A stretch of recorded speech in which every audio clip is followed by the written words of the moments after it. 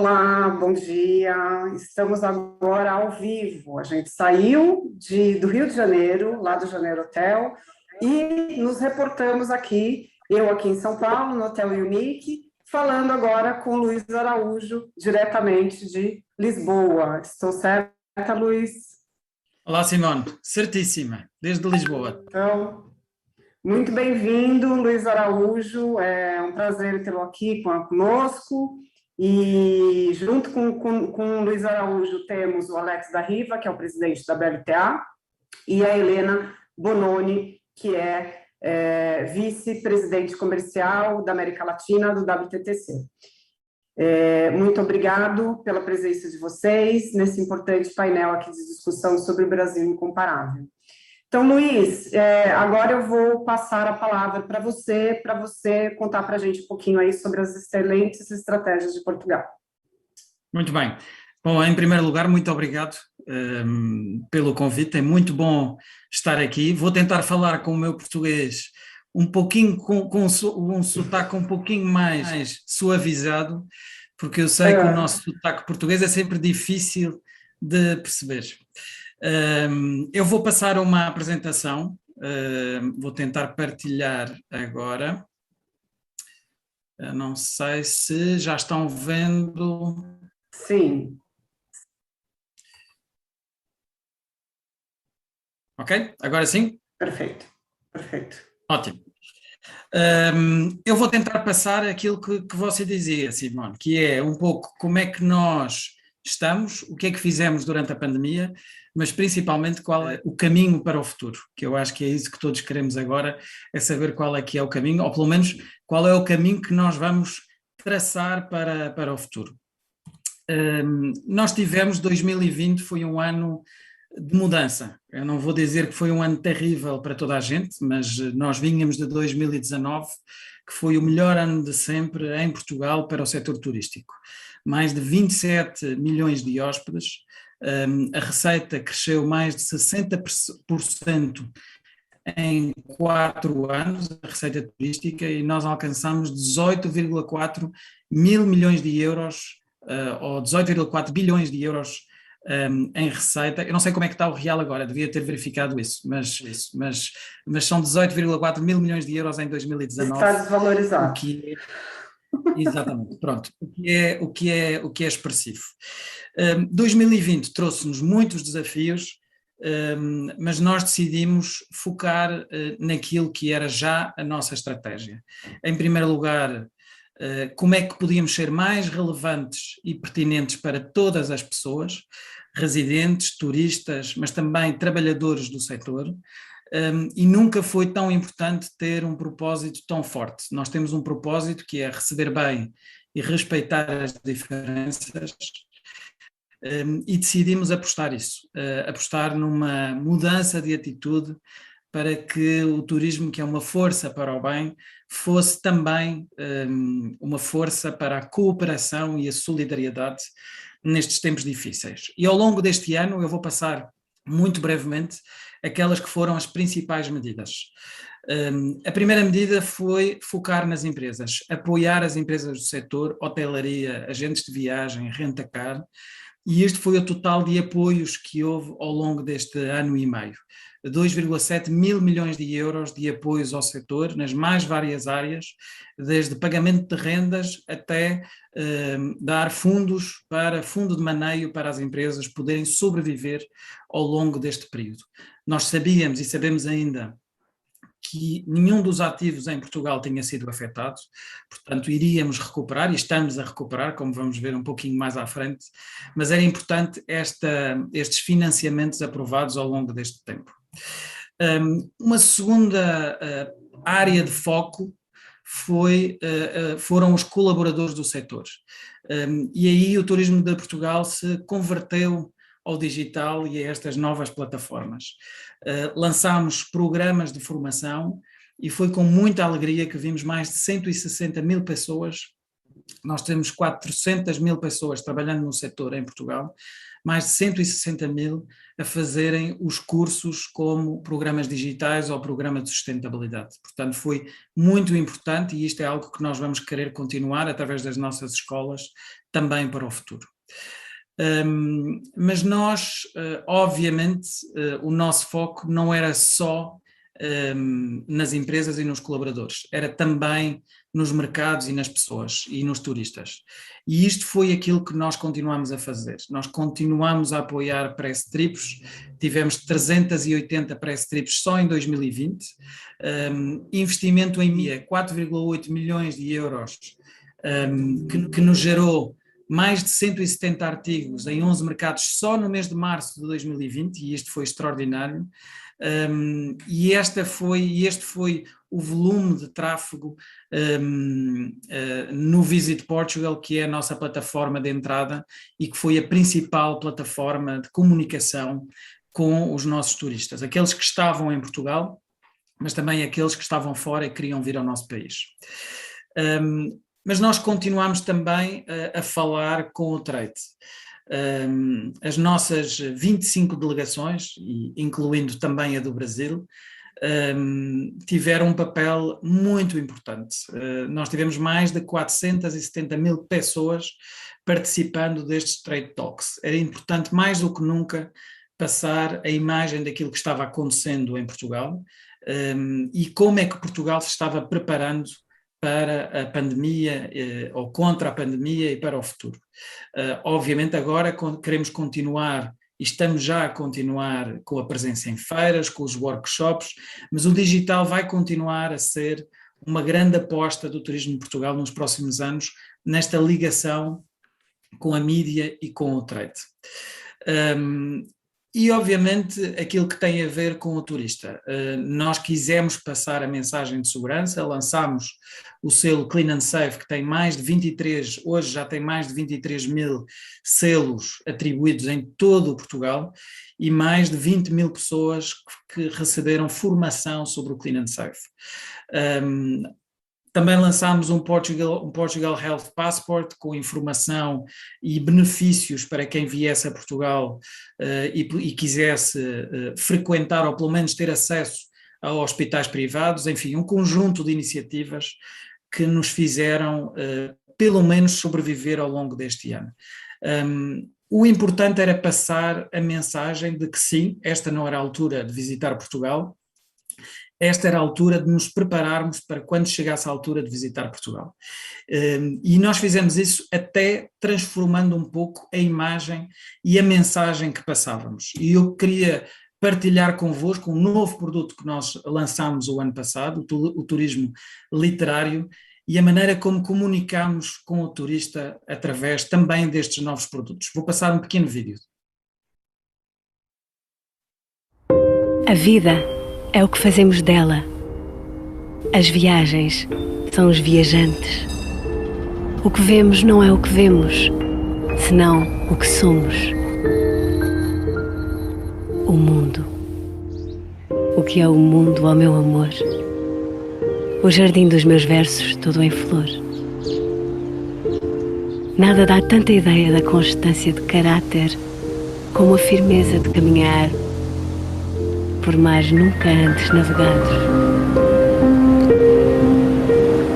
O fim da viagem é apenas o começo de outra. É preciso ver o que não foi visto. Ver outra vez o que se viu já. Vamos ler Portugal. Portanto, nós mudámos a comunicação e dissemos que esta não era a altura de visitar Portugal, esta era a altura de ler Portugal. Uma associação também ao turismo literário e àquilo que nós queremos promover para o futuro no nosso país. Onde é que nós estamos? E é importante percebermos, depois desta evolução ou deste período crítico, dois pequenos dados. Estamos a nível de dormidas com mais 11% do que tivemos em 2020, ainda muito abaixo de 2019, aliás, como vocês podem ver neste gráfico, 2020 nós recuamos 26 anos, até 1994, a nível de dormidas, e a nível de receitas estamos melhor do que 2020, mas ainda assim muito abaixo, 56% abaixo de 2019. Recuámos 10 anos a nível de dormidas, o que significa que estamos a ganhar mais com menos, porque as receitas recuaram muito menos do que as dormidas a nível nacional. E isto tem muito a ver com a forma como somos vistos. E eu trago aqui um exemplo de um estudo que foi feito por uma empresa, Young & Rubicam, com a Universidade de Dortmund e o MIT. É um estudo que é feito a cada 5 anos pelo Turismo de Portugal sobre a percepção de Portugal em vários mercados, e eu tenho muito gosto em partilhar convosco como é que nós hoje somos vistos pelo Brasil e pelo mercado brasileiro e a evolução que tivemos nos últimos anos. E hoje somos uma marca líder. A saúde da marca é muito forte, a marca Portugal no Brasil está muito forte. Aliás, o gráfico, este mapa que vocês veem aqui à esquerda, à direita, com a diferenciação, a relevância, a estima pela marca e o conhecimento da marca, é uma sincronia perfeita. E o Brasil, a marca Portugal, tem esta percepção no Brasil. Qual é que foi, como é que nós estamos hoje? Como podem ver, aqui podemos ver a força da marca no eixo vertical e no eixo horizontal, a estatura ou o estatuto da marca, que tem a ver com a estima e o conhecimento que a marca tem em determinados países. E nós hoje, em 2019, este estudo foi feito em 2019, estamos numa posição já de liderança, ainda com muita curiosidade, com um potencial por realizar, mas já numa posição de liderança em conjunto com outras marcas. E é muito interessante ver a evolução que nós tivemos desde 2009, passando para 2013, 2009 uma marca que tinha alguma erosão, uma marca cansada, também fruto da imagem da crise que aconteceu em 2008, que passou para 2013 com uma marca ainda com pouco foco, mas que em 2019, como eu dizia, é uma marca muito bem posicionada e uma marca líder no Brasil. Com algumas características, e aqui sim entra a imagem ou a percepção da marca Portugal no Brasil, uma marca tradicional, charmosa, amigável, sociável, descontraída, distante, mas distante numa ótica de desconhecida, a original. E isto são atributos muito positivos para trabalhar o nosso destino, mas são uma enorme responsabilidade, porque obviamente nós queremos manter estes atributos e reforçá-los ainda mais. E reforçar com a força potencial daquilo que é a marca Portugal no Brasil. Uma marca divertida, autêntica, radical, que atrai segmentos diversos para todo o território nacional, para que as pessoas fiquem muito mais tempo ao longo de todo o território.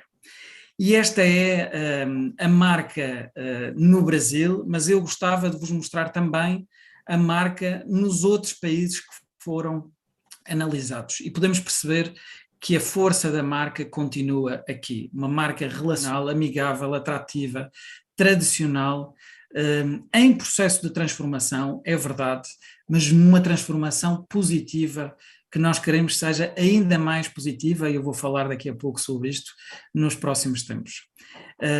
Esta é a imagem que os brasileiros têm de Portugal hoje, espero que concordem comigo. Aliás, este estudo foi o único que acertou na eleição do Trump, quando ele foi eleito em todo o mundo. Este foi o único estudo que acertou, ou um dos poucos estudos que acertou na eleição do Trump, portanto, continuamos a fazê-lo a cada 5 anos. Mas este é um momento de recomeçar, e eu queria deixar um vídeo da nossa nova campanha, nesta época de recomeço, e o que é que vamos fazer para o recomeço, vou partilhar um pouco logo a seguir.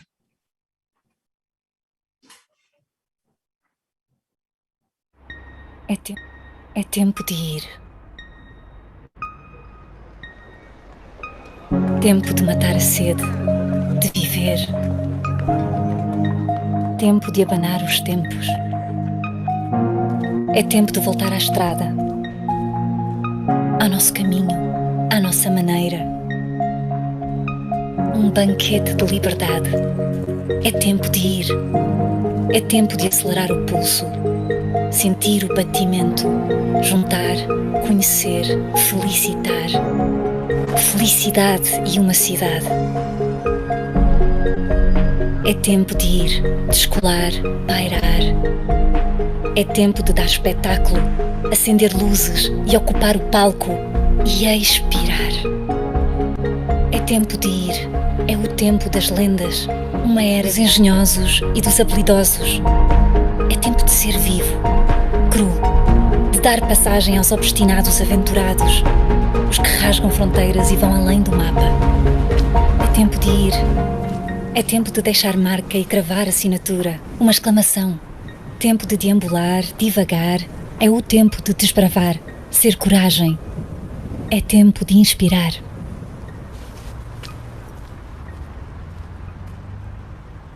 Muito legal.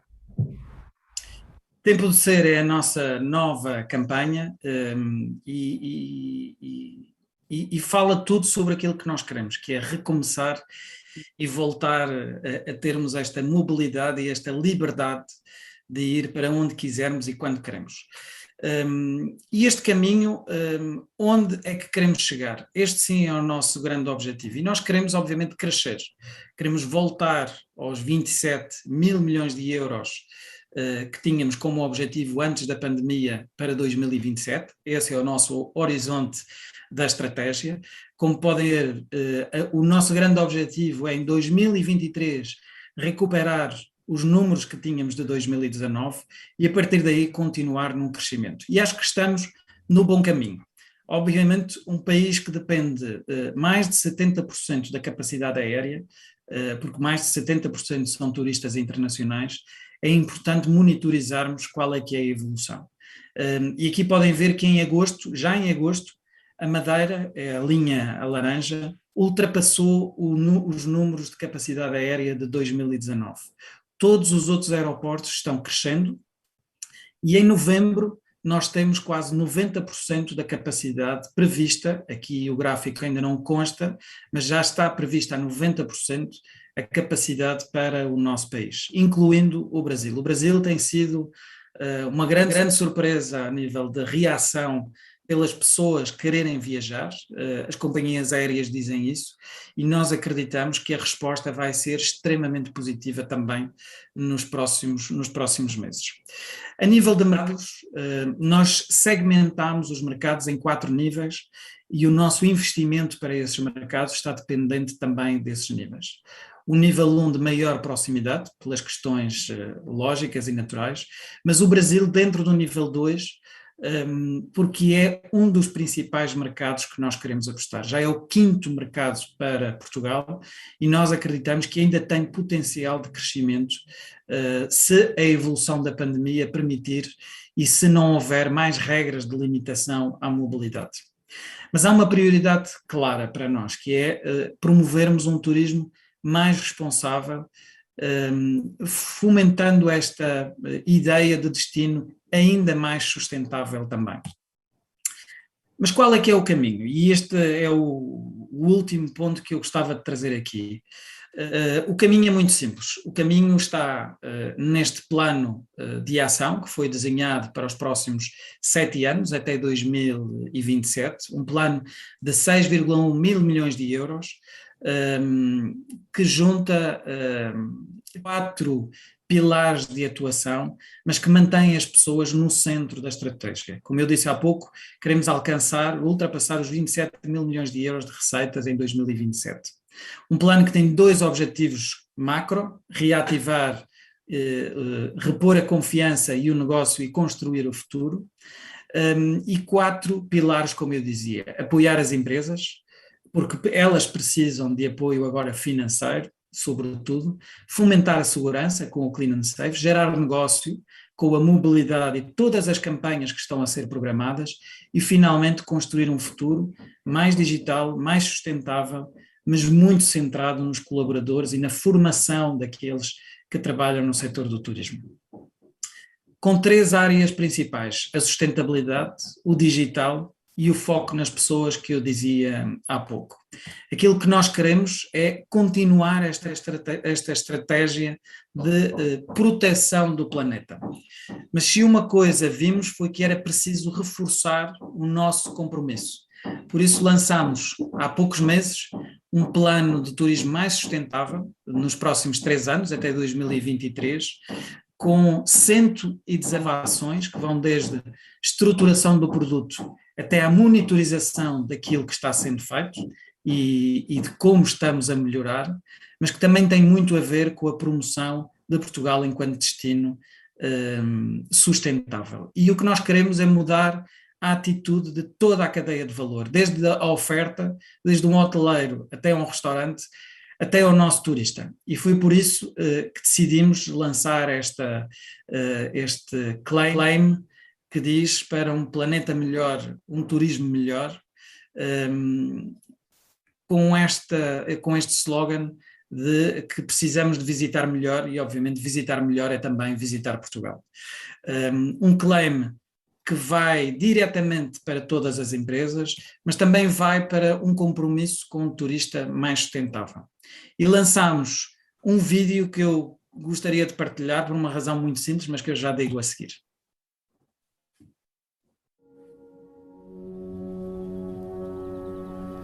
Hello world, it's me, Tomorrow. I know you're much older than me, but I guess we've been getting along pretty well since the dawn of days.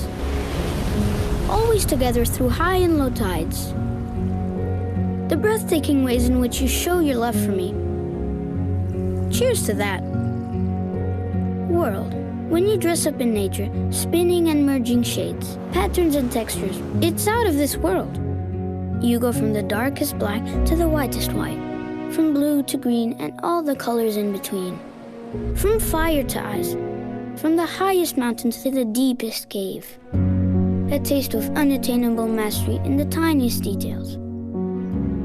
You're a natural, and maybe it's time for us to reset and relearn to appreciate this journey, a new guidance. Go back to those times when our eyes and our presence were naive and happy enough to know how to simply live, visit, and treat you right. Be better guests in this amazing home. Because we must not forget that as we grow, we must keep seeking a better destination for our planet. I miss you, and I shall see you again.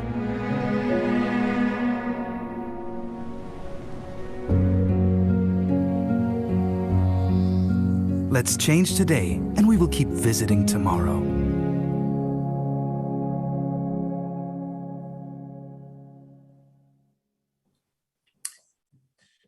Esta campanha teve e continua a estar nas redes e o grande objetivo era, primeiro, estimular a que as pessoas viajassem e estimular a que houvesse mobilidade novamente em todo o mundo. Daí termos optado, e foi a primeira vez que o fizemos, em não colocar imagens do nosso país. Este era um momento de chamar a atenção para a importância de viajarmos, mas também para a importância de protegermos o planeta. E nós acreditamos que este sim é o nosso compromisso de futuro. Mais do que lutarmos contra destinos ou tentarmos conseguir mais do que outros, é evitarmos que isto que está aqui na imagem agora volte a acontecer. É protegermos aquilo que nos dá o turismo que temos, e eu digo sempre que o turismo tem sido visto em todo o lado, principalmente na Europa, como a vítima ou o mal da fita das transformações que acontecem nos países, e nós queremos que o turismo seja visto como uma força para o bem, como uma atividade económica, sim, mas que traz bem-estar e progresso às pessoas que vivem num país. Por isso é que este compromisso para combater isto que aqui está é um compromisso coletivo. E eu tenho muito orgulho de participar de uma equipa como o Turismo de Portugal, que tem feito o possível e o impossível por assumir este compromisso mais do que qualquer outra pessoa e mais do que qualquer outro organismo. Nós acreditamos que vamos retomar o caminho do crescimento.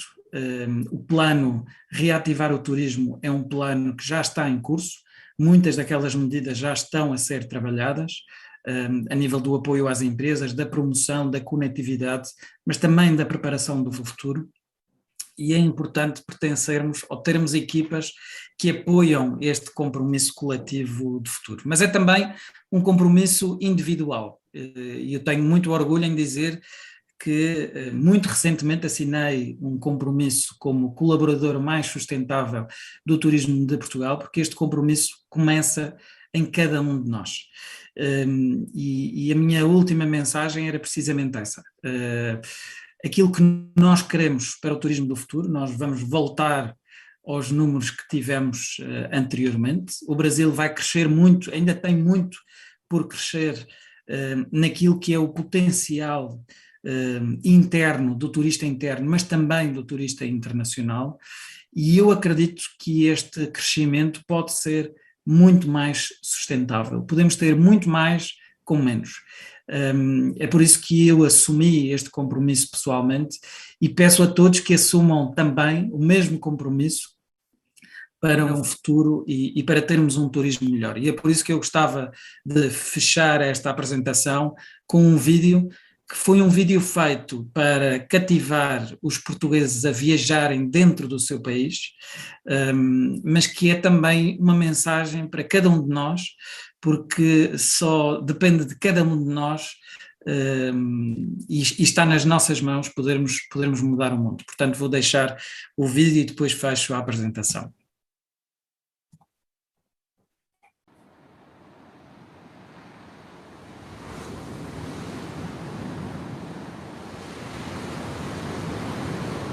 Só tu podes fazer este mundo rodar.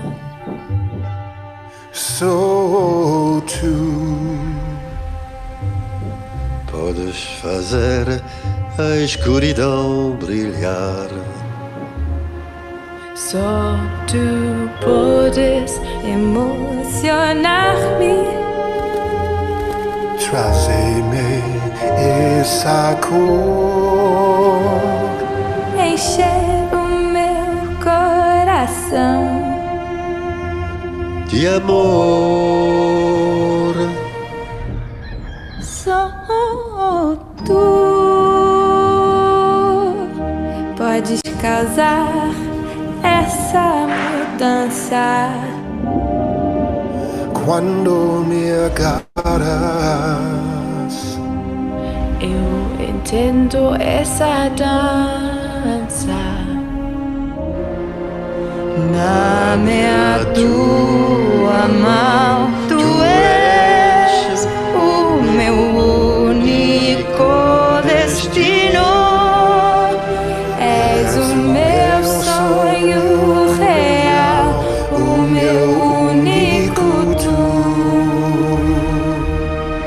Só tu pode causar essa mudança. Quando me agarras, eu entendo essa dança. dá-me a tua mão e mostra-me o teu caminho. És o meu sonho real, o meu único tu. Visita o teu mar, o teu sol, o teu património e a tua cultura. Tu podes viajar pelo melhor destino do mundo. Visita Portugal.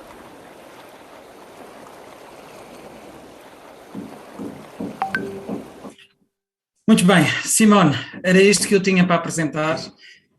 Não queria acabar sem deixar uma mensagem de agradecimento a todos os que nos estão ouvindo, operadores, mídia, todos os que estão no Brasil ou fora do Brasil, pelo carinho e o apoio que têm dado a Portugal neste tempo. Nós queremos continuar a ser este destino autêntico, temos muito para crescer, mas também temos um papel importante, todos nós, para contribuirmos para um planeta melhor. Portanto, muito obrigado e fico à disposição para qualquer pergunta. Bom, eu que agradeço a sua participação e depois dessa apresentação que mostra muita estratégia, muito conhecimento e muito caminho assertivo, né, de trabalhar um país, um direcionamento, mas, sobretudo, extremamente inspirador e extremamente poética, né, porque eu acho que é isso, a gente precisa se emocionar, e eu me emocionei com a sua apresentação, o jeito que se coloca um Portugal de alma, né, e me deu uma saudade imensa de voltar para Portugal, né? Então, em breve... O objetivo era provocar saudade. E eu peço desculpa pelo barulho da obra, mas eu estou tentando, tenho uma obra aqui em casa, portanto isto não está fácil. Pois conseguiu.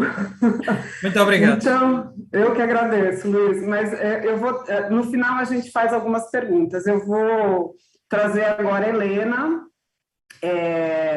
para nos apresentar aí um pouco o contexto mundial, né, e a atuação do WTTC nesse momento aí de pandemia, que foi fundamental para todos os players do turismo de forma global, né? Então, agora com você, Helena, e depois, no encerramento, a gente, daí entra eu e o Alex, e depois a gente fecha com algumas perguntas que eu já tenho aqui, algumas aqui na manga, aqui, depois da apresentação do Luiz. Então, seja bem-vinda, Helena.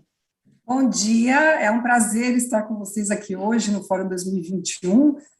Sou brasileira, né, como podem perceber, e moro no Texas, moro em Dallas, e tenho o imenso prazer em representar o Conselho Mundial de Viagens e Turismo, WTTC, e também, claro, rever alguns amigos. Obrigada pelo convite, Alex, Simone, parabéns pela iniciativa, por este fórum cheio de assuntos importantes, né, para o turismo. E quero também comentar, excelente bate-papo na abertura, tenho realmente de visitar muitos dos lugares que vocês comentaram. E parabéns ao Luiz Araújo pela apresentação, né, de como o turismo de Portugal enfrentou a crise, excelente conteúdo, lindos os vídeos, então parabéns, e Portugal tem feito realmente um trabalho excelente, parabéns do WTTC. Então, eu vou compartilhar minha tela, tenho alguns slides.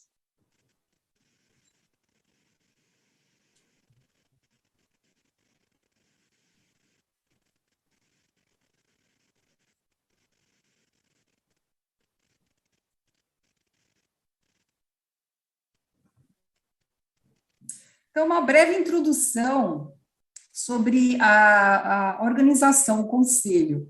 O WTTC é considerado como autoridade em viagens mundiais de viagens e turismo. É o órgão que representa o setor privado de viagens e há 30 anos quantifica o impacto do setor em 185 países. E representa, na verdade, uma só voz para a indústria global de viagens e turismo. Nossos principais objetivos: assegurar uma política econômica justa para o setor e o crescimento sustentável de longo prazo. Então, neste slide, vocês veem alguns de nossos membros. Nós somos a única organização que representa todos os segmentos: aeroportos, companhias aéreas, empresas de tecnologia, hotelaria, agência de viagens, destinos como Portugal. E temos imenso prazer em representar a todos o segmento de viagens. Temos também, como vocês veem, alguns membros que vêm de tecnologia, como Google, Microsoft, IBM, isso porque eles também colaboram com soluções para a indústria de viagens. O WTTC é reconhecido pelo seu relatório anual de impacto econômico do setor de viagens, novamente a mais de 180 países. E outras organizações também usam os nossos dados, né? E eu vou mostrar um pouquinho dos dados para vocês terem até uma ideia do impacto da crise no setor. E além do impacto econômico, também publicamos vários relatórios, pesquisas diversas, como, por exemplo, o Protocolo Global de Viagens. Nossos protocolos estão sendo usados por mais de 400 destinos, com protocolos de saúde e segurança. Também temos vários relatórios no que diz respeito a tecnologias para viagens, biometria, tecnologia sem contato, impacto social, entre outros. E, no momento, estamos também trabalhando para guias para destinos. Então, tem muito conteúdo disponível. Hoje eu vou dar uma visão global, mas temos esse conteúdo todo disponível no nosso site, então fiquem à vontade de aprender um pouquinho mais sobre todos os dados que temos a oferecer. Então, aqui eu compartilho com vocês o resumo do impacto global da pandemia no setor. Comparamos os números de 2019 com 2020, verificamos que houve uma queda global na contribuição do PIB de 10,4% para 5,5%. Também o número de empregos gerados pela indústria caiu. Estimamos que mais de 60 milhões de empregos foram perdidos globalmente, né, infelizmente. Então, nós estamos trabalhando com governos desde o início da crise e agora focando na recuperação mais acelerada do setor. Também, o WTTC foi o primeiro conselho a defender o uso do teste COVID negativo como uma forma de reabrir fronteiras, voltar às conferências, cruzeiros, e mesmo sabendo que não é tão agradável, é uma forma de retornar e trazer esses empregos de volta. Então, após um tempo de advocacia, trabalhando com outras organizações, então lançamos guias para o uso de teste antes das viagens, né, até mesmo antes da viagem iniciar, e hoje, vocês sabem, muitos países já estão utilizando para viagens internacionais. Um exemplo, Nova York implementou para também participação de eventos, e nós acreditamos que é possível viajar, fazer eventos com tranquilidade, seguindo os protocolos, testando para a Covid, né, antes do evento, para minimizar os riscos. No próximo slide, eu mostro os números da América Latina, separadamente. A queda também foi significativa, com contribuição total de viagens para o PIB de 8% para 5%, e os empregos de 17 para 13 milhões. Então, o impacto foi bastante negativo em todo o mundo, né? Os Estados Unidos também perdeu em PIB, uma queda de 42%, empregos 28%.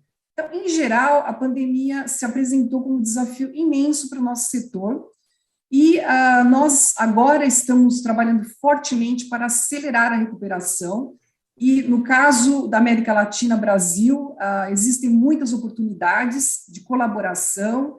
Nós estamos em contato com o Mercosul, estamos em contato com o FEComércio, e o WTTC também participará do evento do Mercosul, presidido pelo Brasil, inclusive, agora em outubro, e trazer a voz do setor privado.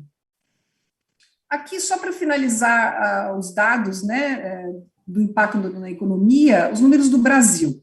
Também uma queda de 7,7% do PIB, né, para 5,5%.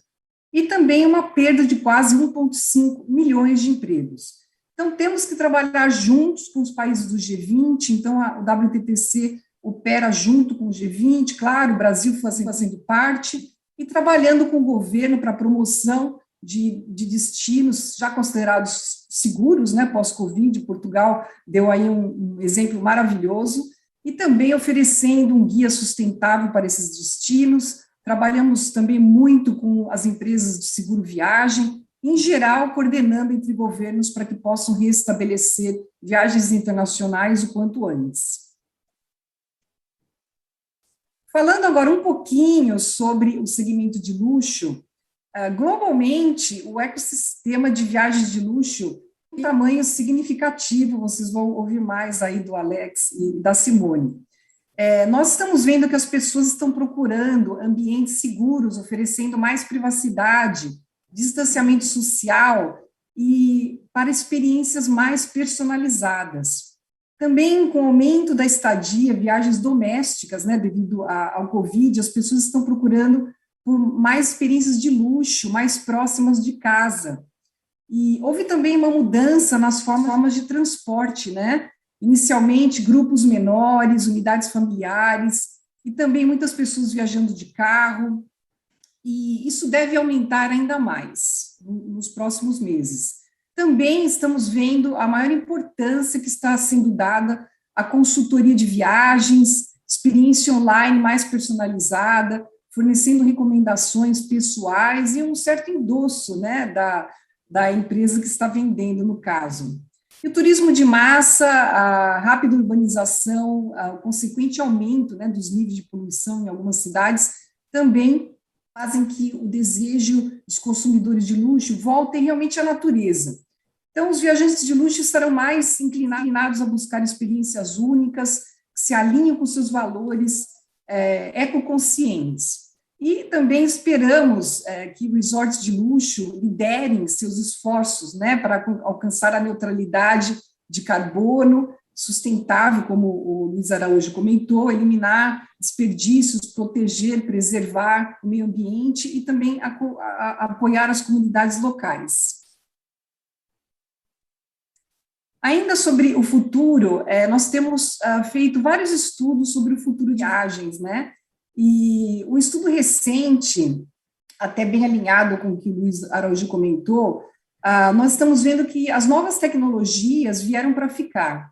Então, tem uma pesquisa que mostra que 69% das pessoas que usaram videoconferência, por exemplo, pela primeira vez, planejam continuar. De acordo com a Visa, 66% dos entrevistados disseram que vão sempre preferir pagamento sem contato, que é a tecnologia contactless, né? Que você não tem que tocar ali a maquininha com tecnologias já disponíveis, né? No caso, para esse processo. E 45% dos passageiros disseram que estão dispostos a substituir o passaporte por uma identidade digital. Então, a tecnologia foi acelerada, né, em consequência da pandemia. Em geral, também, como eu mencionei, os viajantes estão mais preocupados com higiene, pesquisam mais antes de reservar, e também maior flexibilidade, né, como foi falado no bate-papo, querem poder cancelar, mudar a viagem, e também o fator humano tornou-se muito importante, né, os viajantes querem contar com auxílio e resolução de problemas, né, se for o caso, e também se preparam melhor, isso deve continuar.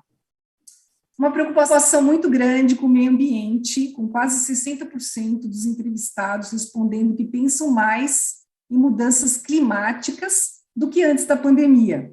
E também essa ideia, apareceu bastante a ideia de que precisamos acostumar com o vírus, ou aprender a conviver com o vírus nos próximos meses, né? A maioria dos especialistas em saúde pública atualmente concorda que o Covid está aqui para ficar, né, por algum tempo, em vez de desaparecer totalmente a curto prazo, né?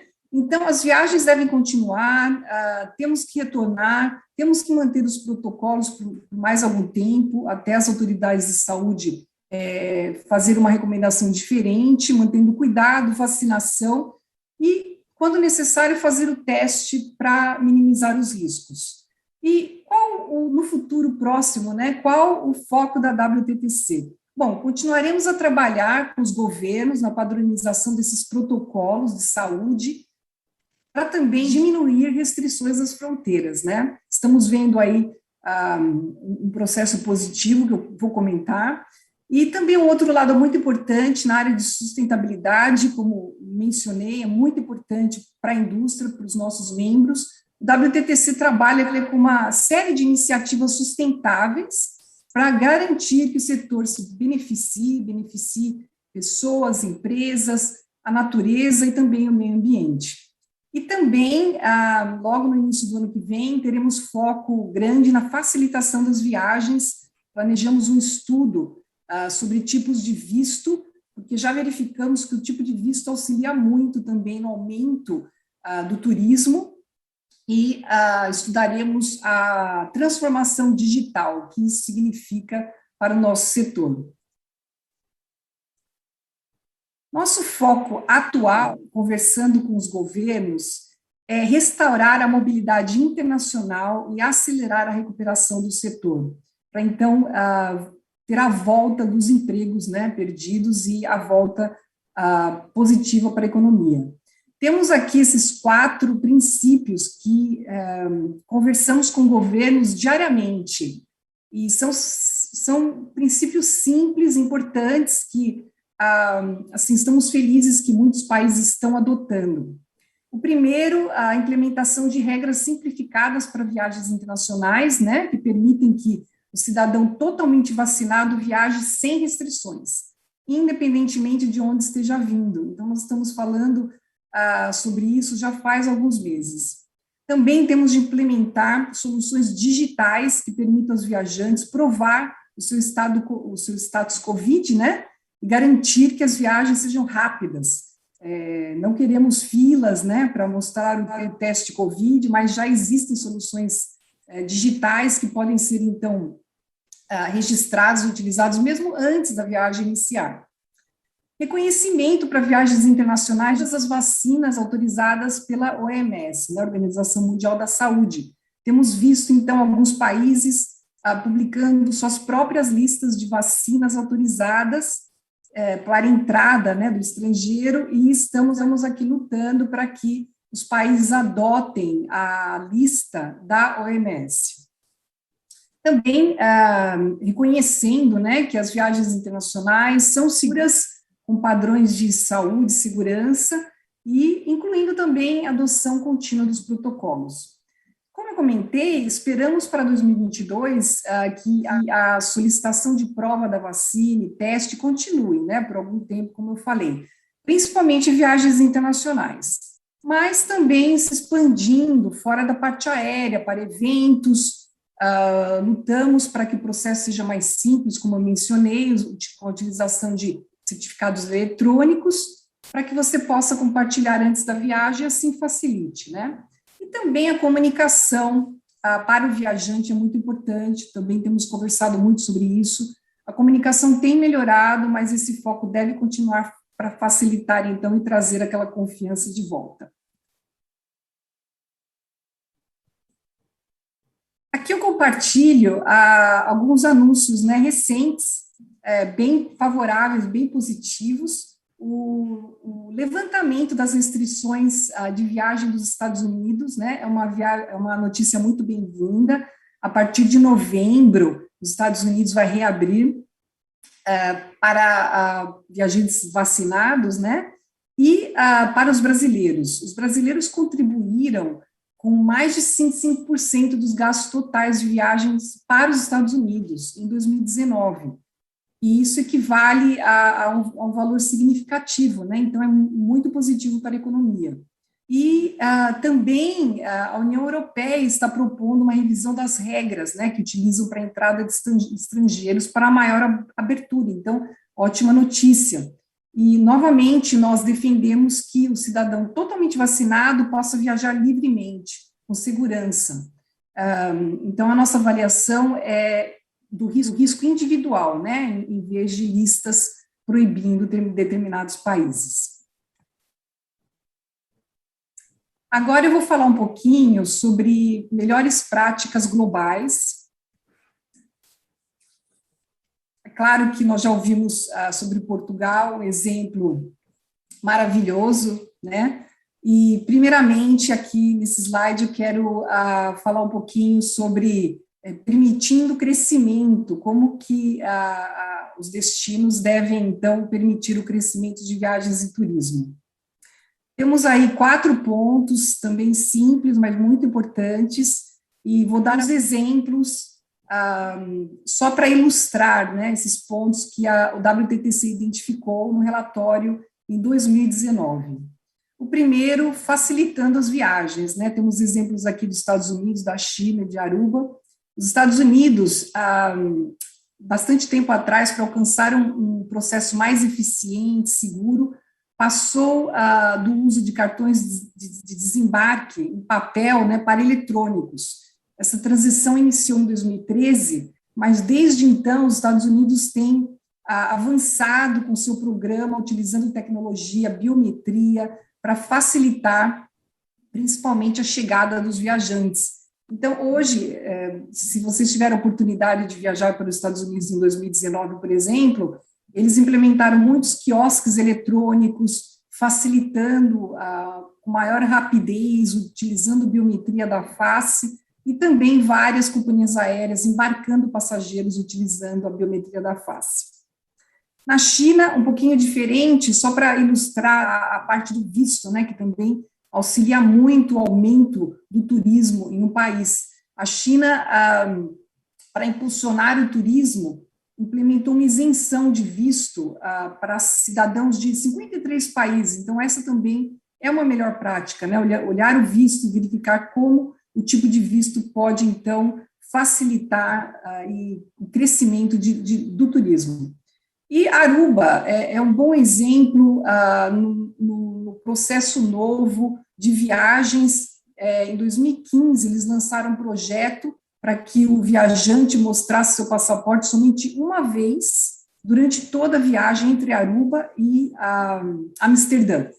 Então, esse caso foi usado como melhor prática e, desde então, já existem muitas implementações, tecnologia disponível, um foco também no passaporte digital para o passageiro. Segundo ponto, muito importante, priorizar o setor, né? Aqui eu dou dois exemplos. O Turismo Austrália, junto com organizações e parcerias do setor privado, lançou uma campanha, como até Portugal mencionou, né? Essa campanha focou no turismo, focou em diversas áreas, promovendo, né, as facilidades. Também o Reino Unido se utilizou dessa prática de campanha. Eles fizeram uma campanha que talvez vocês até tenham ouvido falar, Visit Britain, e teve com essa campanha um impulso significativo no turismo doméstico, né, lançando uma grande comunicação para incentivar os visitantes a explorar toda a Grã-Bretanha. Então, essa também é uma prática que deve ser utilizada. E terceiro, planejamento sustentável. Eu menciono aqui a Costa Rica, fez um plano abrangente mostrando a visão da nação para o futuro e o compromisso com o meio ambiente também, com o suporte do governo. E o quarto passo, muito importante, infraestrutura, né? Aqui eu tenho dois exemplos. Um da Singapura, o aeroporto de Changi foi considerado por 7 anos o melhor aeroporto do mundo. Isso possibilitou que atendesse a mais de 120 companhias aéreas, voando para mais de 100 países, né, e territórios. E muito importante também ter essa infraestrutura local para o recebimento dos turistas. E o Japão, só para mencionar aqui um outro exemplo, focou no trem de alta velocidade, né, essencial para restaurar a viagem ferroviária, e o Japão tem liderado nessa área. É algo para se considerar aí para alguns países, bem específico, né, no Japão, mas algo para se considerar.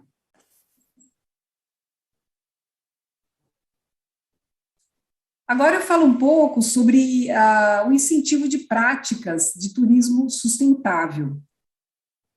Então, aqui, novamente, eu dou alguns exemplos, e meu exemplo vem de um relatório recentemente publicado pela European Travel Commission, representada pelo Luiz Araújo, membro da WTTC. Tem muitas práticas, aqui eu vou mencionar somente 3 das práticas, né, para destino sustentável. Primeiro, a Alemanha lançou um novo programa, um site sobre turismo sustentável, usando mensagens positivas para reforçar a conexão entre sustentabilidade e consumidor. O site fornece conteúdo para produtos e serviços, como, por exemplo, foi criado um mapa também de viagem verde da Alemanha, facilitando a busca de acomodações certificadas. Então, a estratégia de sustentabilidade da Alemanha se baseia na Agenda 2030 e princípios das Nações Unidas. E várias iniciativas nacionais contribuem para o êxito, né, de sua implementação. A Finlândia, aqui um outro exemplo, estabeleceu-se para criar um programa também nacional de turismo sustentável, também com base nos objetivos das Nações Unidas. E realizou um levantamento inicial da posição atual, avaliação das necessidades das empresas, né, dos destinos, e fizeram um plano, incluir um compromisso, know-how, planejamento, comunicação, auditoria e medição de resultados. Então, é um excelente exemplo, né, do planejamento e também suporte às empresas e destinos. E a Austrália exemplo de parceria com todo o setor, também adotou um modelo de impacto coletivo, com foco no desempenho ambiental, alojamento, instituições culturais da cidade, e também isso incluiu projetos, né, para atingir impactos ambientais muito importantes, com metas, como, por exemplo, tratamento de resíduos alimentares, energia renovável e outros. Bem, esses são somente alguns exemplos, né, de prática, muitas outras, e vocês também ouvirão aí do Alex, da Simone, sobre o Brasil e como tem implementado muitas dessas práticas, né, desde o quiosque eletrônico que eu mencionei, que você já pode ver em alguns aeroportos, né, no Brasil, e também as cidades sustentáveis.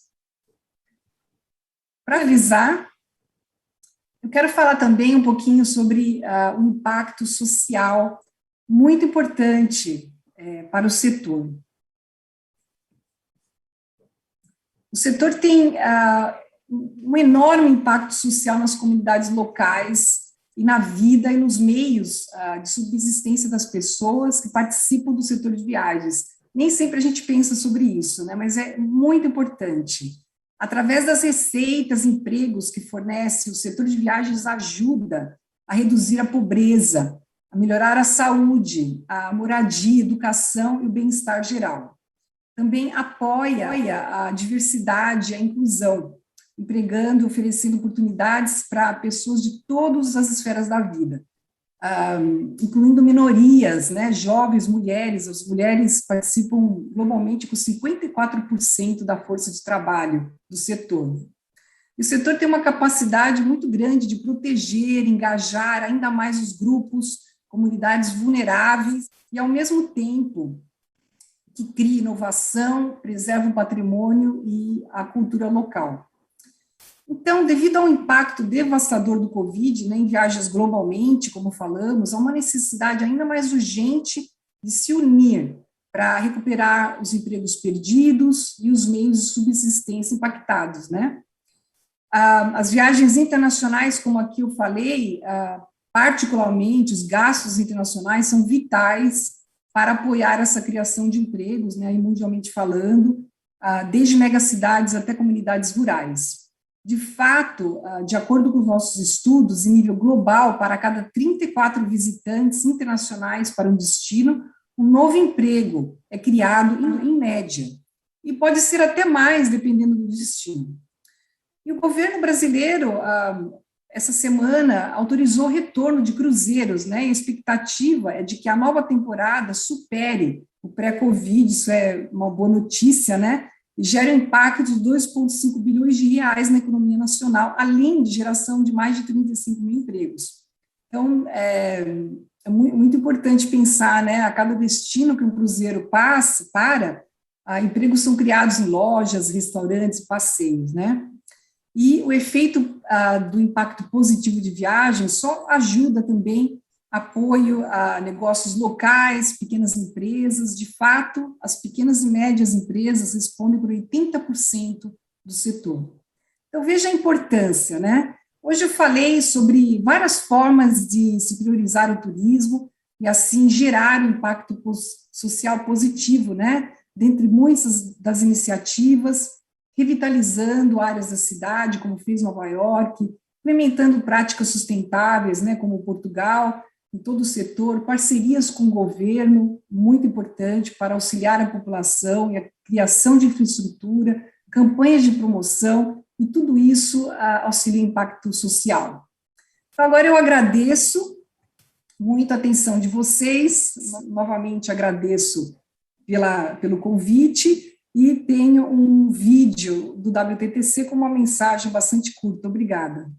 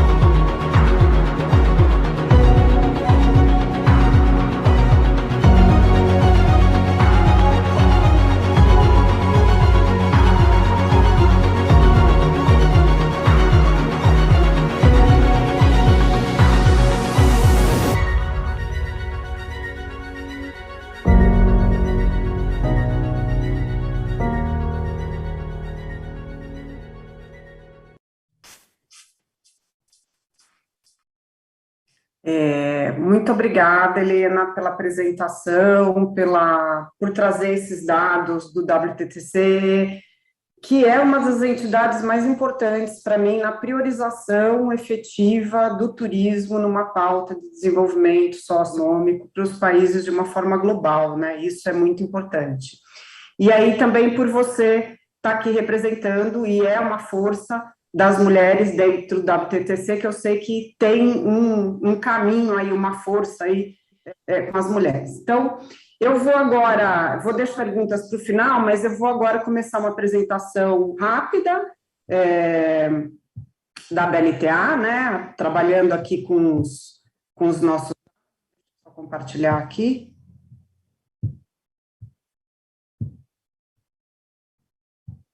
Bom, vamos lá. Deixa eu ver se eu... Aí.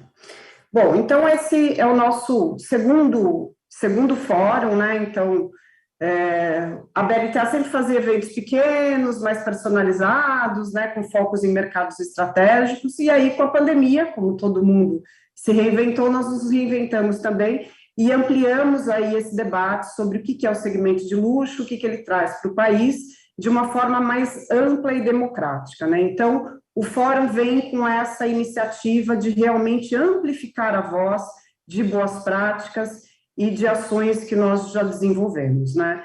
E nessa segunda edição, a gente veio com o mote do Brasil Incomparável, exatamente para reposicionar o Brasil de novo como um destino de desejo, tanto no mercado nacional como no mercado internacional.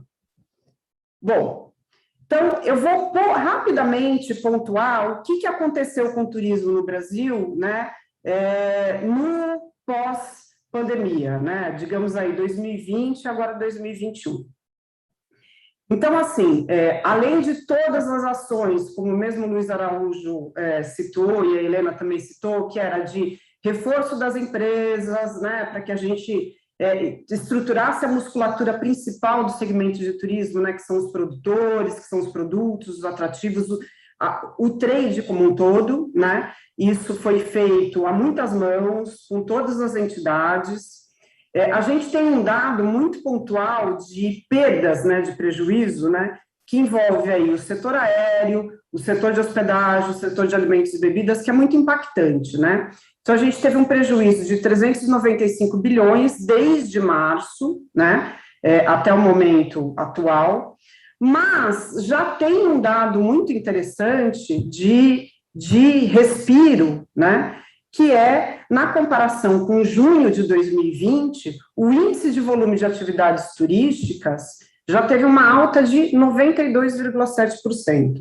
Esse é um dado do Conselho Nacional do Comércio, é um dado fidedigno e que trabalha com todos esses segmentos relacionados à área comercial que envolve o turismo, né? E aí, por que disso, né? Da onde que vem essa recuperação em um ano, num momento crítico de pandemia, num momento crítico global, onde o segmento do turismo foi realmente duramente impactado? Então, a gente tem aqui, esse até um dado que é do WTTC, a participação dos países em mercados domésticos e internacionais, né? Então, o Brasil, o que era uma fraqueza nossa, né, porque a gente sempre recebeu 6 milhões de turistas, né, há anos vinha com esse dado, né, do mercado internacional, os 94% dependentes do mercado doméstico, do turismo doméstico, foi a força para que a gente se reerguesse no momento da pandemia. Então, assim, como os brasileiros que ficaram isolados, né, no país, exatamente por conta das restrições, né, por conta do fechamento das fronteiras, isso teve um impulsionamento interno, e o Brasil, sendo um país continental tanto quanto né, possibilitou aí um número de viagens dentro do nosso território. Então, essa é uma das razões efetivas de uma recuperação mais rápida do Brasil com relação à crise da pandemia. Bom, e aí quando a gente volta para o luxo, né, vamos analisar alguns dados com relação ao luxo, né? Então, o dado da ILTM, que foi um dado também, que é do ano passado, né, que é o quanto que esse segmento impacta junto com outros segmentos, por exemplo, automotive, a moda. Então, a gente tem aí um impacto de 2,1 trilhões de dólares só no segmento de turismo de luxo. Isso equivale a 62 milhões de empregos gerados, né? E quando a gente fala de emprego, a gente está falando exatamente do efeito multiplicador da cadeia do turismo, né? Então, eu estou falando do impacto disso nas pessoas, nos destinos, né, em outros setores, que inclusive existe uma análise da professora Mariana Aldrich, né, que na verdade a gente tem, são 151 atividades econômicas impactadas pela atividade do turismo. Então, né, são setores que se impactam, o efeito dominó que a gente fala, né? E aí, essa indústria de luxo, segundo o Bain Company, que é um estudo feito junto com a Alta Gama, que é um instituto italiano que congrega aí marcas de luxo, que faz um trabalho incrível também na análise do segmento, a gente teve no segmento de luxo, que não envolve só turismo, né, mas envolve carros, joias, produtos diversos, né, relacionados aí a esse segmento, ele encolheu de 20% a 22%, ou seja, nós voltamos com os dados em 2015 da indústria do luxo. Então, as pessoas viraram e falavam assim para mim, mas o luxo não foi impactado. Gente, todo mundo sofreu impacto, todo mundo saiu diferente desse momento da pandemia. Não existe falar, este segmento não foi impactado, aquele não foi impactado. Todos nós sofremos com a pandemia, né? Mas existe, tem o dado do impacto, e aí tem o dado também de respiro, né? No segmento de hospitalidade, por exemplo, foi um dos mais impactados no segmento global de luxo, exatamente por conta da necessidade do distanciamento social, das quarentenas, do lockdown, das restrições. Os outros produtos tiveram o seu refresco a partir do momento que você impulsionava também o comércio eletrônico, né? Então, quando a gente fala da indústria do luxo, eu estou falando de uma indústria de luxo que é voltada para a hospitalidade, que depende do deslocamento de pessoas, versus uma indústria que trabalha com produtos e que, de uma certa forma, se reinventou também na questão da compra online, né? E aí, o segmento de luxo, ele trouxe também uma confiabilidade maior para aquele consumidor, para aquele viajante, por conta da qualidade do produto oferecido e também por conta de já estar preparado para atender aquele cliente de uma forma mais personalizada, né? Então, a gente tem um importante papel no sentido dos protocolos, da segurança, do cuidado. Bom, e aí, a notícia boa é que a perspectiva de recuperação, né, dos níveis de 2019, elas acontecem até o final de 2022, né, e a longo prazo o mercado de luxo deve crescer novamente com uma previsão de 10% ao ano entre 2020 e 2025. Bom, e o que a BLTA faz com relação ao mercado de luxo, né, quer dizer, quem somos nós, né, então, aqui eu vou pontuar novamente a instituição, o seu trabalho e quem nós representamos nesse segmento da hospitalidade no Brasil, né? Então, a BLTA ela foi fundada em 2008 por um grupo de empresários que entendeu que o Brasil podia se promover melhor no mercado internacional, podia se apresentar e competir com destinos reconhecidos no mercado de luxo de forma global. Hoje nós temos 49 associados, desses 49 associados são 41 hotéis e 5 operadoras. A BLTA ela tem no seu, o seu principal manifesto, a principal mensagem que nós passamos, ela está calcada em três atributos, né? Que é a autenticidade brasileira, trabalhar o luxo no sentido de mostrar o quanto existe da cultura do Brasil, do jeito do brasileiro, né? Então, isso é a nossa autenticidade. A diversidade no sentido do Brasil continental e da diversidade de produtos que temos dentro do nosso portfólio, né? que vai desde marcas reconhecidas no mercado global, como um Belmont, as marcas que hoje à tarde, inclusive, falam sobre isso nos webinários, né? As marcas de luxo brasileiras, que são as primeiras.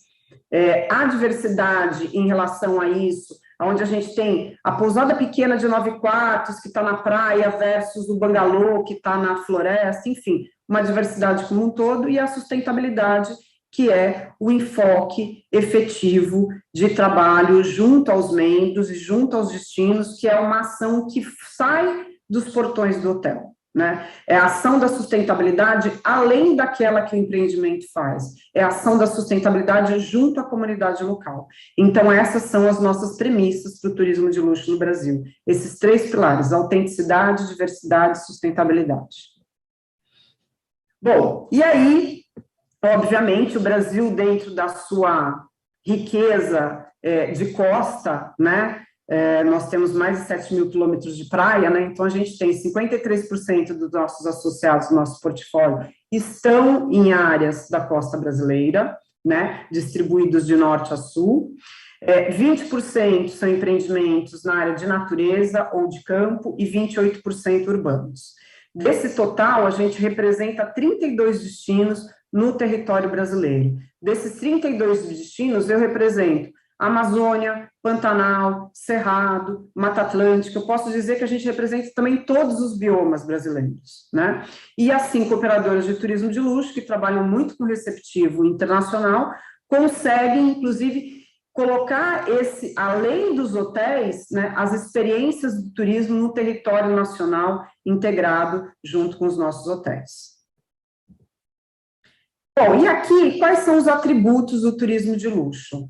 E aí é interessante, porque quando o Luiz Araújo mostra aquela estratégia de Portugal, né, relacionada à marca, o quanto que nós enxergamos a marca de Portugal, que ela é amigável, que ela é amável, aqui é exatamente uma intenção, uma estratégia de entender qual é o atributo da marca do turismo de luxo da BLTA, ou seja, dos nossos associados, das nossas experiências. Então, quando a gente olha isso aqui, a gente enxerga que o produto, ele é brasileiro, ele é autêntico, ele é alegre, ele é personalizado, ele é elegante, ele é exclusivo. Esse é o atributo máximo, né? Quando a gente coloca no segundo nível, aí a gente entra com um produto saudável, sofisticado, sustentável, existe a marca como legado, né? Existe uma história, existe uma construção de marca e de qualidade de excelência nesse produto. Eu tenho aqui a história do legal, né? O brasileiro é legal. Enfim, isso aqui, ele é atemporal, é um produto atemporal, é um produto chique. Então, a construção, o que a gente está falando de uma gotinha no oceano, que é o trabalho da BLTA, então imagina se a gente pudesse amplificar essa análise de marca brasileira necessária nesse momento para o Brasil como um todo, né? E um dado muito importante no segmento de luxo, que é aquele que realmente traz e que comprova o quanto que é importante esse segmento para um destino, um país, é o poder de empregabilidade de um empreendimento no segmento de luxo. Na hotelaria tradicional, a gente tem o número de quase uma pessoa por unidade habitacional empregada. Quando a gente coloca essa média no segmento de luxo, essa média vai para 2,3 funcionários empregados por unidade habitacional. E se a gente analisa isso para empreendimento de médio porte, que é até 60 quartos, ou empreendimento de pequeno porte, que é até 24 unidades habitacional, esse número praticamente vai quase a 3. Ou seja, além do número maior de funcionários empregados no empreendimento, o salário desses funcionários, desses colaboradores, ele também é um pouco acima do valor de mercado, né? Então, isso gera um impacto econômico muito positivo, além de, obviamente, ter aí toda uma qualificação, um preparo, um cuidado junto a este grupo que atua no segmento de turismo de luxo.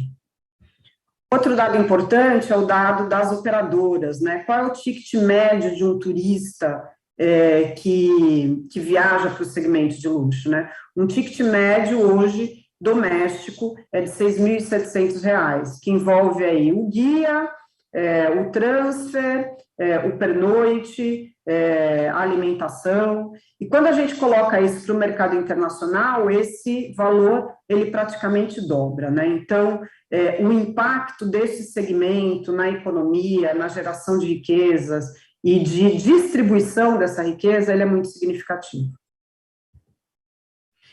E um dado muito importante que está muito relacionado também à solidariedade, que o Luiz Araújo falou, né, naquele primeiro momento de, né, que são as palavras mesmo, né, empatia, solidariedade e propósito, né, então, assim, não há como fugir de um segmento, que é um segmento rico por natureza, digamos assim, de que ele promova esse tipo de ação, né, então, a gente como entidade, a associação, em 2020, a gente amplificou o apoio dos membros junto às comunidades locais.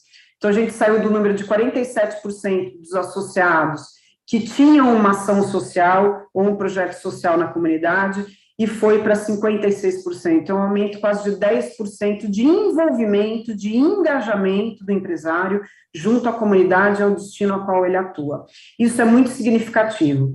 E isso é uma campanha que a gente criou no início da pandemia, que foi o Turismo Solidário, que era em apoio, tanto na compra de cestas básicas ou no apoio junto a essas comunidades com produtos de higiene pessoal, né? Isso deu um montante como entidade de quase R$700 mil, né? De R$677 mil em apoio às comunidades no momento da crise da pandemia. Isso é tão importante porque fortalece o destino, fortalece o elo, fortalece as pessoas, né? Então, acho que esse realmente foi um grande divisor de águas aí no início da pandemia. Bom, e aí agora aqui eu vou passar para o Alex, que ele vai continuar uma análise mais minuciosa em relação a dados de taxa de ocupação, que vão mostrar um pouquinho aquele dado lá do início de recuperação, que foi o dado da CNC. Alex, você prefere que eu passe ou você quer passar a sua apresentação?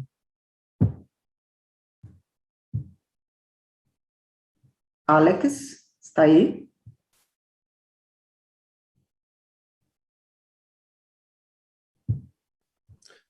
Alô, alô, alô. Estamos te vendo. Alô, alô. Agora estou ouvindo. Bom, primeiramente eu quero parabenizar a apresentação de todos, da Helena. Você está sem câmera, Alex. Deixa só um minuto.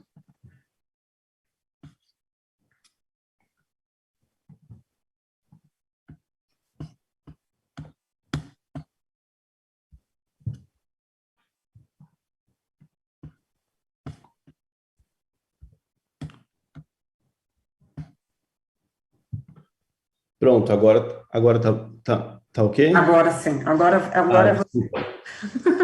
Então, eu quero parabenizar a apresentação de todos e foi muito inspirador ver o Luiz e a Helena, também a Simone, e eu vou mostrar um pouquinho aqui dos dados da BLTA em relação ao anuário que a gente faz dos números da associação que a gente tem em relação aos associados da BLTA, tá? Então, a BLTA faz uma análise com o SENAC, que mostra como que estão os números da associação em relação ao mercado do turismo de luxo, né? Então, como era de se esperar, a gente teve uma queda, e como o Luiz pôde mostrar no turismo de Portugal em relação ao turismo do mundo, a gente teve uma queda em 2020, por conta da pandemia, de aproximadamente 40% em relação aos níveis de 2019, né? Então, o que isso mostra, né? A pandemia foi realmente impactante, né, em relação ao mercado que vinha crescendo, né? A gente estava com 2018 com 500 mil turistas ao ano. 2019 a gente teve 600 mil turistas. Em 2020, quando a gente chegou com a pandemia em março, abril, que parou tudo, a gente parou em cerca de 40% em relação aos níveis de 2019. Por outro lado, a gente teve um aumento na diária média, que estava aproximadamente em termos de R$ 1.500, ela aumentou para R$ 1.800. Então, a gente conseguiu manter a gente conseguiu aumentar a diária média, mas, ao mesmo tempo, a gente conseguiu, por conta de tudo isso, por conta da ocupação que acabou diminuindo, o RevPAR acabou diminuindo para R$ 447 em relação aos níveis de 2019, né? Em termos de faturamento, o setor passou de 1,2 bilhões de reais para 732 milhões de reais em 2020, por conta da pandemia que parou tudo, né? A gente teve aí um momento super atípico do mercado. Se a gente for analisar os mercados da BLTA, isso aqui é bem interessante, né? A gente tem, em 2019, né, a demanda e a ocupação da hotelaria do Brasil, a gente estava em torno de 40% até 60% ao longo de 2019, ao longo do ano, né? Quando veio a pandemia, vários hotéis fecharam, então a gente caiu para próximo a zero por conta de, né, tudo que aconteceu. Contudo, com a abertura da hotelaria, a gente conseguiu voltar a níveis pré-pandemia ao longo do final do ano de 2020, né? Em 2021, com a redução quando veio a segunda onda e tudo mais, a gente teve uma redução da ocupação, mas em 2021 a gente conseguiu aumentar a ocupação da hotelaria para níveis superiores aos níveis de 2019. Então, a gente conseguiu, isso aqui é dados da BLTA, então, os níveis de ocupação de 2021 conseguiram ser maiores do que de 2019 em termos do setor de todos os hotéis da BLTA. Quando a gente analisa os hotéis de praia, é bem interessante, né? Os hotéis de praia, eles têm uma ocupação maior ao longo dos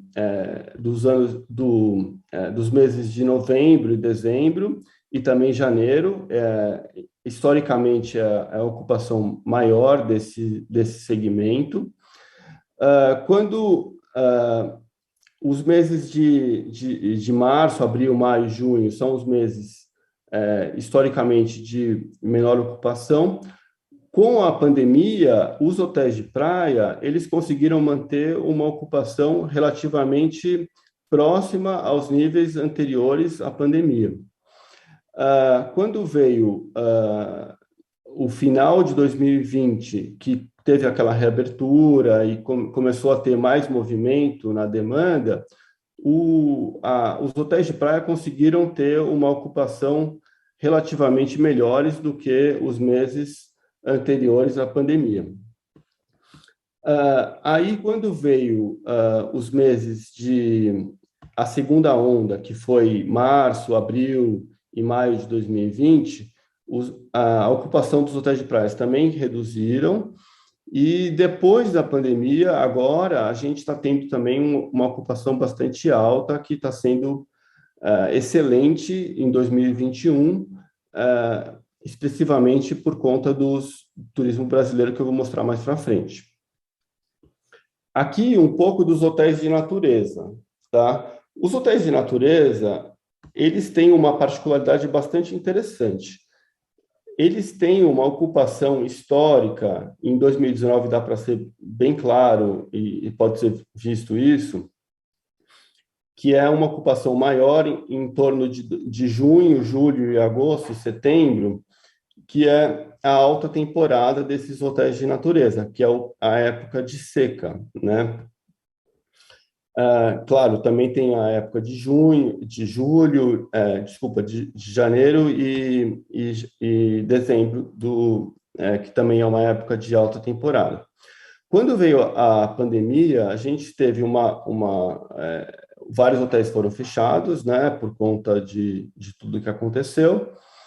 Aí, quando melhorou o mercado, a gente teve já uma ocupação próxima dos níveis anteriores à pandemia, no segundo semestre de 2020. Em 2021, com a redução da ocupação por conta da segunda onda que teve no Brasil, foi um pouco menor do que 2020, mas no segundo semestre a gente já tem um movimento bastante próximo àquele de 2019, ou em outubro, novembro e dezembro, bastante acima de 2019. Ou seja, as pessoas estão buscando um turismo de natureza e também de praia, enfim, as pessoas estão começando a viajar bastante já ao longo de 2021, especialmente no segundo semestre, né? Esse aqui é um gráfico que mostra os hotéis urbanos, né? Então, os hotéis urbanos são bastante interessantes, porque eles têm uma ocupação média em torno de 50% a 60%, exceto janeiro e dezembro, que são meses de férias e tudo mais. Isso, a ocupação histórica ao longo de 2019. Quando veio a pandemia, a gente teve aquela crise que foi bastante impactante no setor. Os hotéis urbanos, eles demoraram um pouco mais ao longo da pandemia para se recuperar, porque havia várias restrições de viagens e tudo mais, mas, mesmo assim, ao longo de 2020, eles vieram se recuperando e já chegaram a 45% de ocupação em dezembro de 2020.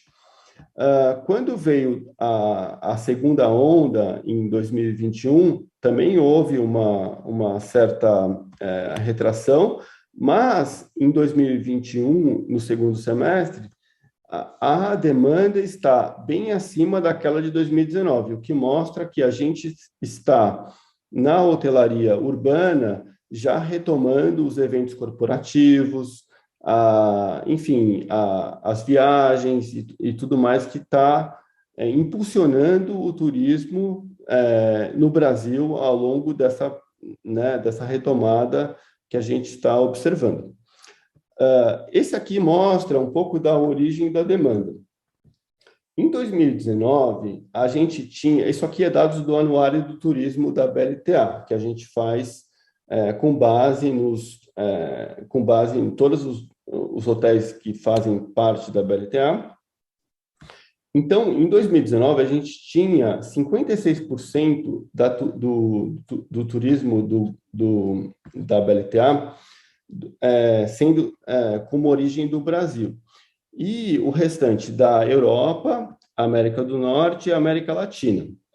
Em 2020, com a pandemia, a gente teve uma retração desse turismo internacional, um aumento do turismo do Brasil, mesmo com aquela retração que eu mostrei anteriormente do turismo global, porque os hotéis ficaram fechados, as pessoas no segundo semestre e também no primeiro semestre começaram a viajar mais pelo Brasil, né? E, por conta das restrições de viagens, o turismo internacional diminuiu de forma significativa. Em 2021, a gente teve um aumento expressivo do turismo brasileiro, né? A gente está em quase 90% da demanda de toda aquela ocupação que eu mostrei em relação aos anos anteriores. a ocupação está sendo basicamente feita por brasileiros, e uma parte bastante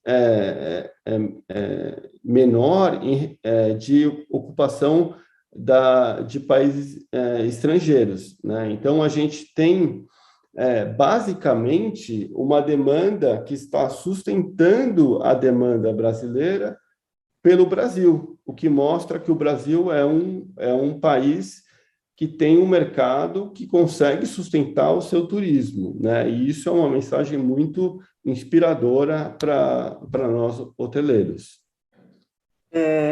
Eu vou dar sequência aqui, Alex, só para a gente mostrar. Na verdade, aqui só para concluir aqui a parte que o Alex apresentou, que é o caminho futuro, como o Luiz Araújo disse, né? O importante agora é a gente pensar daqui para frente, né? Então, quando a gente olha 2020, a gente vê algumas tendências que aconteceram na pandemia. Então, que foi o turismo de isolamento, ou seja, as pessoas buscando lugares mais seguros, remotos, as viagens demandadas por viagens mais seguras, viagens que têm com estadias mais longas, né? Esse foi um retrato aqui de 2020. A gente entra em 2021 com algumas outras tendências, né? Então, a gente tem aqui, continua o turismo de isolamento, as viagens mais seguras envolvem aí uma quantidade maior de testes, a gente tem o tal do revenge travel, ou seja, a viagem de vingança, que nada mais comprova isso, que são os números do turismo brasileiro, quanto que eles aumentaram, sobretudo nesse segundo semestre de 2021, em termos de taxa de ocupação, né?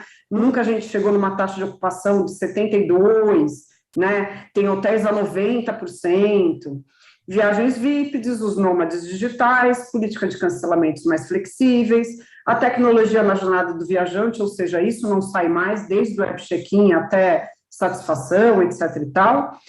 Os especialistas e consultores de viagens devido às exigências, né, ou seja, o trade, as agências, os operadores, entram nesse circuito do viajante de forma essencial, fundamental. Estação de trabalho com vista, né, que é você estar ali no hotel e você conseguir, né, eu trabalho, mas eu vejo a praia, eu saio, eu vejo o mar, né, então, estações de trabalho com vista.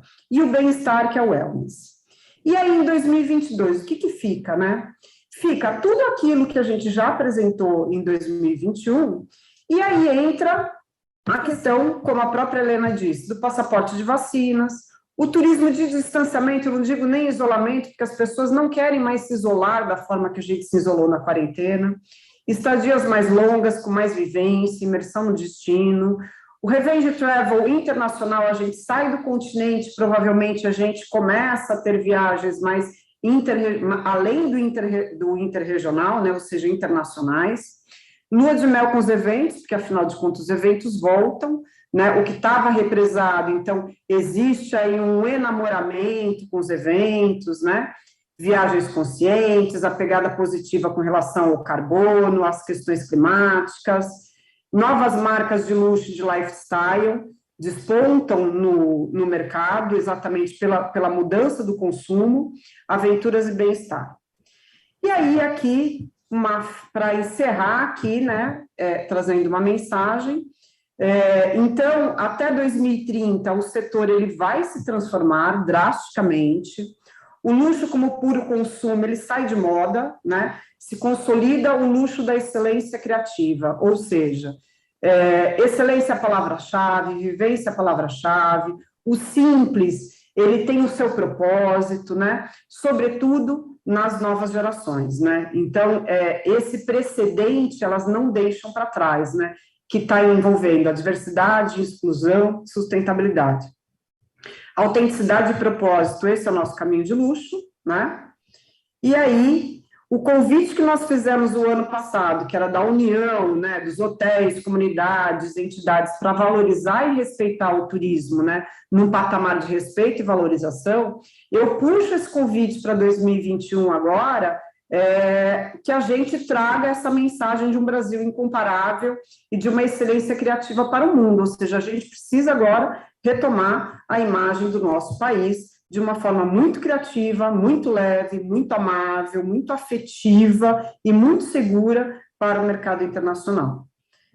Então, esse é o meu convite aqui, e agora queria chamar de novo a Helena e o Luiz Araújo para a gente ter um bate-papo rápido aqui no nosso encerramento. Então, eu vou parar aqui meu compartilhamento de tela e volto aqui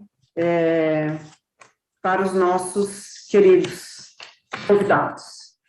Luiz, eu vou começar por você, porque eu praticamente, assim, eu fiquei emocionada com a sua apresentação, com a forma tão poética, tão assertiva, tão colocada do destino de Portugal que vocês colocam, e para a gente isso é inspirador, para a gente isso é um aprendizado incrível do quanto que a gente sabe que é necessário um trabalho estratégico de marca, é necessário um trabalho de identificação de mercado, é necessário o que vocês fizeram no momento da quarentena, de continuar conversando com os seus players do mercado internacional, quer dizer, estamos aqui, temos dificuldade, mas, né?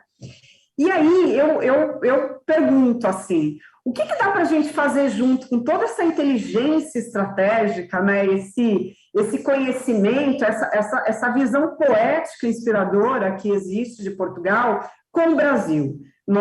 Já que somos, assim, tão parceiros em tudo, né? Afinal de contas, temos um caminho longo aí em conjunto, os brasileiros com os portugueses e Portugal, né? Então, eu abro aqui para você uma pergunta de como que a gente pode, juntos, tendo um país que tem um consumidor incrível, que é o brasileiro, né, para Portugal, e, obviamente, eu tenho certeza que os portugueses têm esse mesmo, recíproco, né, essa coisa amigável, afável, né? Como que a gente anda com duas mãos?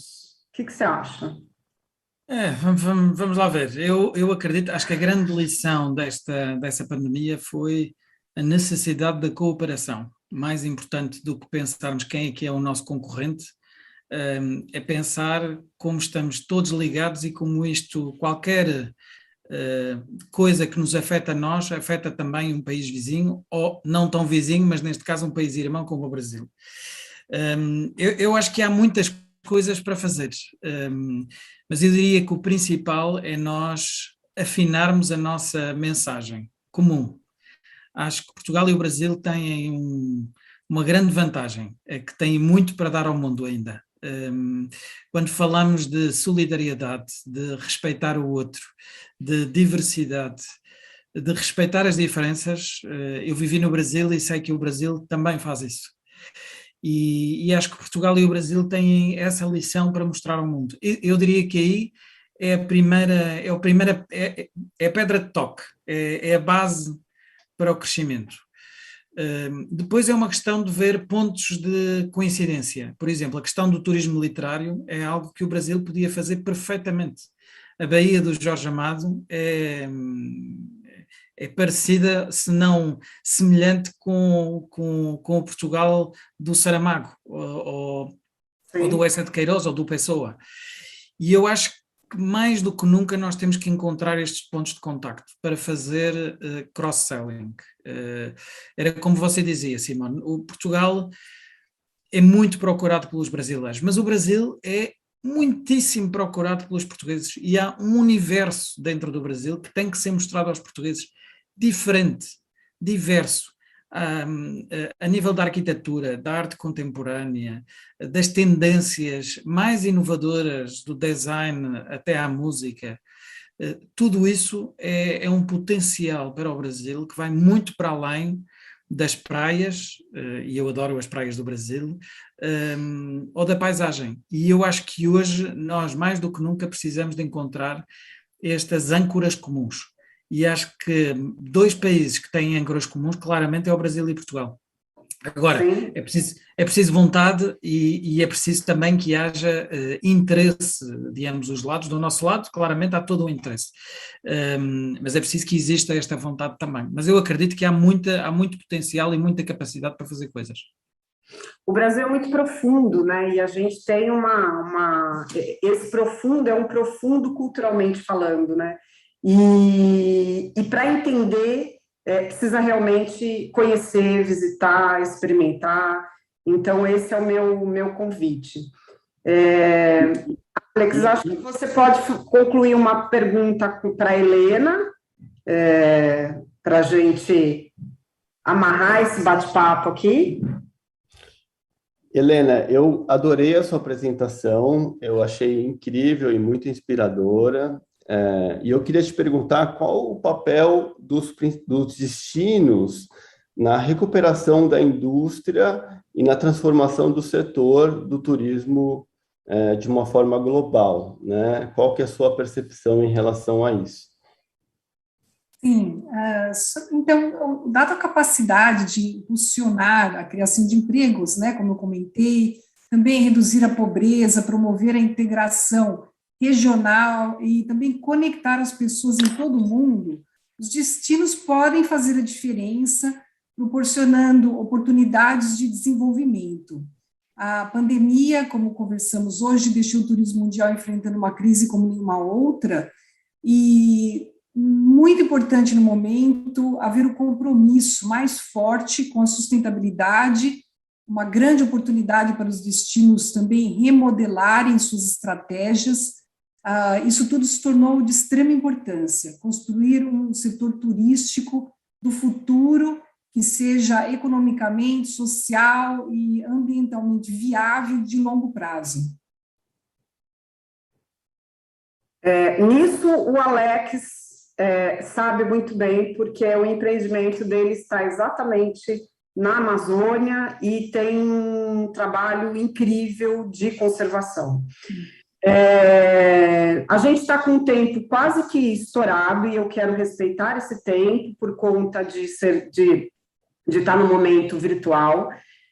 Espero em breve a gente ter um momento presencial para fazer essa troca, essa realmente é o meu desejo, seja em Portugal, seja no Brasil, mas eu quero me aproximar, mesmo como BLTA, como entidade, aproximar de vocês, de Portugal, da Helena com essa estratégia da WTC, porque o Brasil precisa. A gente precisa agora, como o Luiz falou, de união e colaboração, porque essa crise foi global e cada cantinho agora, cada país está numa lição individual, mas existe realmente uma missão coletiva que a gente pode fazer junto. Então, o meu convite é que, na próxima vez, a gente esteja presencialmente, seja no Brasil ou seja em Portugal, mostrando ou as experiências de Portugal para os brasileiros ou as experiências do Brasil para Portugal. Esse é meu convite. Venham para o Brasil e estaremos em Portugal. Muito obrigada, Luiz. Muito obrigada, Helena. Alguma mensagem final que vocês querem colocar? Obrigada. À vontade. Muito obrigado. Muito obrigada. Então, uma boa viagem para vocês no dia de hoje, tá bom? Obrigada. Obrigado também, adorei. Obrigado. Tchau. Hoje à tarde a gente continua às 2h da tarde aqui com os webinários, com os nossos associados. O tema do dia hoje é as marcas de luxo e seu legado, a alta gastronomia, e isso começa às 2h da tarde. Agradeço a todos a presença nessa abertura, por esse momento aqui de muita inspiração e muito aprendizado que a gente teve aqui com o Luiz Araújo e com a Helena do WTTC. Obrigado, Alex, por estar com a gente e até mais tarde. Até de tarde, pessoal. Obrigado, até mais tarde.